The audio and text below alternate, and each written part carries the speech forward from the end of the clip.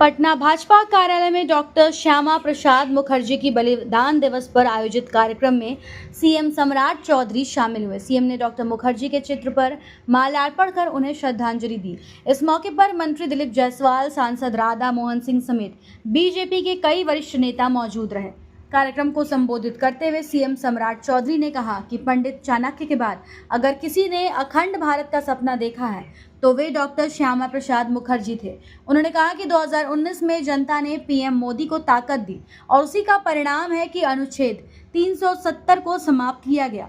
सम्राट चौधरी ने ये भी कहा कि बिहार की धरती से ही कभी डीएनए के स्वरूप ने मजबूती पाई थी और आज मोदी के नेतृत्व में 27 दलों का गठबंधन साथ है। साथ ही उन्होंने घोषणा की है कि अगले वर्ष डॉक्टर मुखर्जी के नाम पर एक भव्य पार्क बनाया जाएगा। आज इस महान विभूति के बलिदान दिवस के अवसर पर हम लोग यहाँ उपस्थित हुए हैं, जिन्होंने इस भारत में पंडित चाणक्य के बाद यदि इस देश को एक करने वाला कोई नेता था तो उसका नाम डॉक्टर श्यामा प्रसाद मुखर्जी था, जिसने अखंड भारत का सपना आजाद भारत में देखा।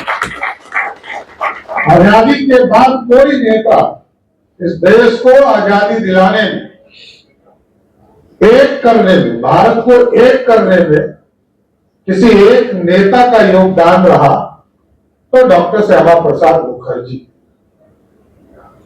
और आपने देखा भारतीय जनता पार्टी की कई पीढ़ियां ये नारा देते हुए चली गई कि नहीं चलेगा दो निशान, नहीं चलेगा दो प्रधान, नहीं चलेगा दो संविधान। और आज 79 वर्ष हो गए आजादी के बाद, लेकिन जब 2014 में आदरणीय प्रधानमंत्री नरेंद्र मोदी जी बने और भारत को आगे बढ़ाने का काम शुरू किया, लोकतंत्र की व्यवस्था को व्यवस्थित करना शुरू किया, तो पहली बार डॉक्टर श्यामा प्रसाद मुखर्जी के सपने को साकार करने के लिए जब 2019 में भारत की जनता ने मोदी जी को यह ताकत दिया, लोकसभा राज्यसभा दोनों में ये ताकत दिया, तो 2019 में उसी 370 को उखाड़ कर कचरे के ढेर रखे।